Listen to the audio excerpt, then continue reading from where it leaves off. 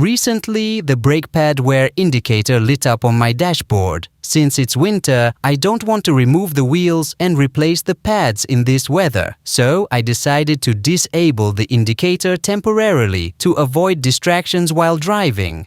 This method is also useful for those who have brake pads without wear sensors or who experience wiring issues but don't want to fix the system or install jumpers. It's easier to disable the indication through software.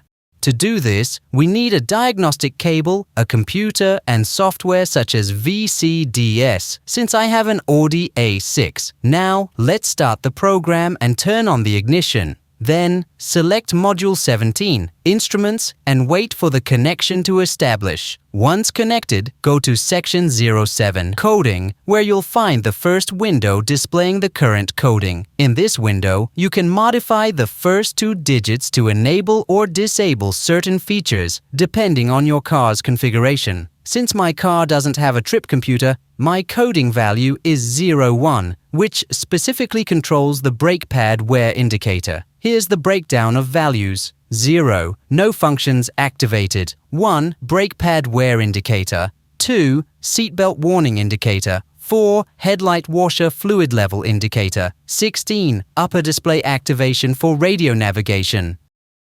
For example, if your car has a trip computer, your coding value might be 03, which is the sum of 2. Seatbelt warning, and 1. Brake pad wear indicator.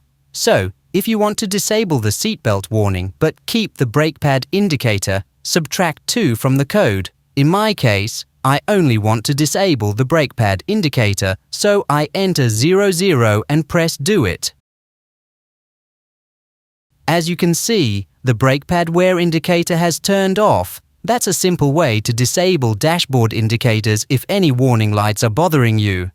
Later, when I replace the brake pads, I'll go back to the coding section and change the 00 back to 01, reactivating the brake pad indicator.